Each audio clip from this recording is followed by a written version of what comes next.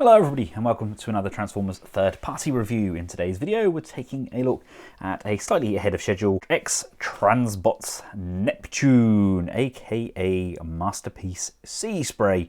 Now this is actually the third kind of Masterpiece style Seaspray that we've had, fourth if you separate the Toy World and the Zeta. I didn't particularly like the Fans Toys one. I was a big fan of the Toy World. Zeta released their kind of repaint, which I personally didn't like. The kind of contrast in the metallic kind of orange and then the blue. And we have, of course, this X-Transbots one as well. First of all, let's cover some of the accessories that he comes with. As you can see here, we have MP Bumblebee, water skiing. We have some nice water jets on the side here where it's bouncing across the water. We have the actual handle as well, so we can pull B along, and B has these skis mounted on both of his feet, and you can have them with or without said water effect. And same can be said with Seaspray. We can just pop these off for the underside because he does have wheels. Now, along with those jet ski accessories, we do have space on the underside here to store his gun as well, and the rest of the accessories we'll take a look at when we get him transformed up into his bot mode. Now, the rope and handle for the jet ski mode, it just latches on to the back via this clip. And let's take a look at his vehicle mode. I don't think I've got this quite pushed in correctly here. It arrived in bot mode with no instructions. I absolutely adore the colour. The metallic blue is very similar to the one that Zeta used, but they've gone for that really nice yellow, very much the same as what we got with the Toy World version as well. Still a very good chunky version of Seaspray. Definitely my second favourite. I think it's a good vehicle mode, and the bot mode's nice and chunky, whereas I just think X-Transbots, they kind of always nail it when it comes to the animation aesthetic, and I don't think Seaspray or Neptune is any exception. I love the tinted windows at the front there. Holds together really nicely. There we can see his head at the back there. Absolutely splendid looking piece. A quick scale comparison. Here he is with Optimus Shine as well, to give you an idea. It's a good scale, it's a good size. It's definitely one of the kind of smaller bots. It's around the kind of large deluxe to Voyager class, but a lot of heft to it considering his size. Nice bit of die cast and nice mixture of plastics. Now, to get him transformed up, it's not the most complexing of transformations, but it's interesting and fun nonetheless. Now, the arms tab in just above the fists, unlatch those on both sides, and giving this a small tug should allow all of this chest piece to come sliding out. You see how that done that? It all kind of latches. The feet are going to split, and this piece here tabs in to these legs, and that's just going to slide off slightly. Remove the gun, allows this piece here to come down. This can come up. We then have this window panel here that could just be closed off. This piece here is going to flip down, and you've got this void on the underside here that allows this piece to come in. And then finally, making sure this window tab is down, we can slide this panel piece back in, and that's just going to line up with the foot on the underside. And that's how we do the legs. You want to give these knees a tug, and you should hear a nice audible click as it moves up. There we go. The knee sockets, I always like to put my finger in just behind here, just to give it a little help on its way. And there we have his legs done. And I want to keep. Now you'll notice these arms don't actually tab into these grooves here. This panel here isn't quite long enough. It's more just to sit them into position, so they hold together when we do the legs. You want to move those out, and these are actually going to rotate here, and you're going to rotate them up the upper bicep, bringing this joint here to the front, And you want to bring the hands around like so.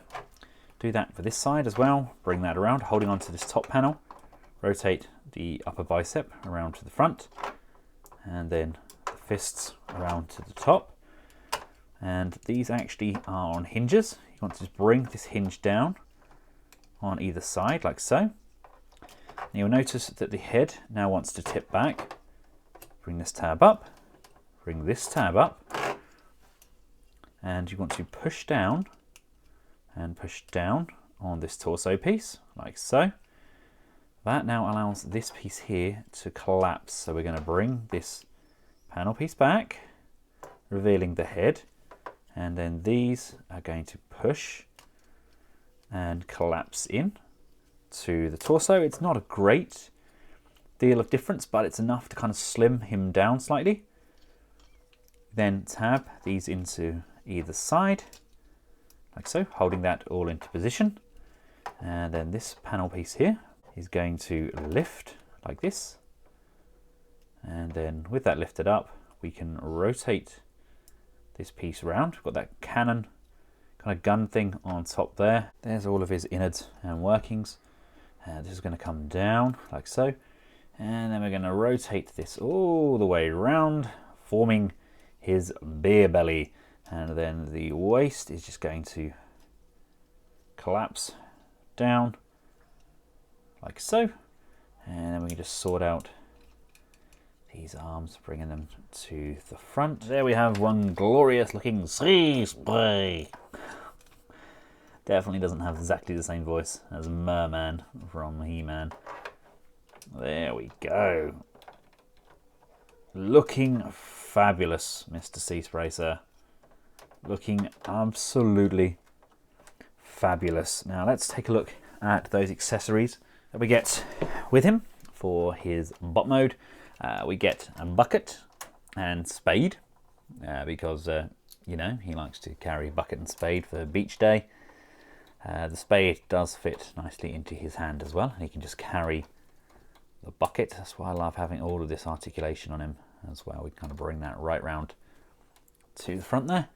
We have an alternative kind of toy inspired faceplate. We also get a screwdriver. There's a panel on the back of the head. Just pop that off and unscrew. It's very just easy. It's one screw and the whole front panel comes off the head. Now we also get a red set of eyes. It's kind of a red face section. I'm not entirely sure why we need that, and I couldn't for the life of me get these out on either of the heads. They're well and truly kind of wedged in there. I didn't want to push and risk damaging the paint on either of the heads. I just cannot for the life of me push these out the other side. I'm not really sure why we'd need red anyway. If anybody knows what the red is a reference to, then please let me know. But it's relatively straightforward to swap out the face plates. I just could not for the life of me change out these red eyes. And to finish off that kind of beach ready look, we have a beach ball that the rest of the Autobots can play along with as well. And to give you an idea of how he scales, here he is alongside the Toy World Seaspray, as well as MP Bumblebee and TE-01.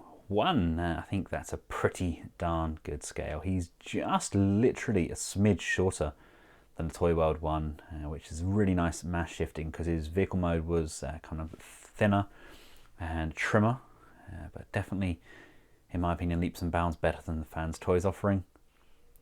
I don't know what was going on with that. It felt very rushed, very thin, and kind of very out of place. Don't get me wrong, their Warpath and that looks exceptional, but was not a fan of their Seaspray at all. It's a little bit later down the line than what we were expecting, but glad that we finally got a very outstanding offering from X-Transbot. Now, taking a look at his articulation, head can look up and down. We can go left and we can go right. No quizzical tilting though. The shoulders can rock forwards and backwards on a butterfly joint. We can go up and we can go down. We do have a double jointed bend on the elbows and a rotation on the wrist, as well as pivots on those fingers. There is a waist rotation. There's an abdominal crunch in there. We have motion forwards on the legs, backwards on the legs, out to side, upper thigh rotation. We get a bend on the knee, coming up quite deep. and we get some rocking left and right on these legs, as well as a little bit of up and down rocking as well. It's just a matter of making it work for yourselves. Now, attention to detail, we do have small communication devices on each arm, so we can use this butterfly joint and just rotate the hand around so that he can just talk in to his communicator. Like so, we have propellers that move, and all in all, it's a very satisfactory figure. I'd like something to maybe lock this front tab piece in. At the moment, it does tend to like slide left and right. I'd like something to kind of lock that into position. Maybe would have liked a little bit more upwards motion on the head just because of how short he is. But I mean, that's a fairly substantial amount. I would just have liked it to be a smidge more. Backpack wise, that tidies up quite nicely. Everything tabs in where it should. He's got just enough chunk to keep him going. He's not going to starve anytime soon. He's been eating the old Energon cookies there. He looks a bit like me. Got a dad bod. That's what we're going to call it now. But all in all, it's a very nice looking figure. Very, very happy indeed. Between their kind of Autobots and their Decepticon cars for their Menasor, etc., X-Transbots don't seem to be doing any wrong at all. Thank you all for watching. I've included a third-party masterpiece playlist at the end of this video. And until next time, from myself and Neptune, goodbye.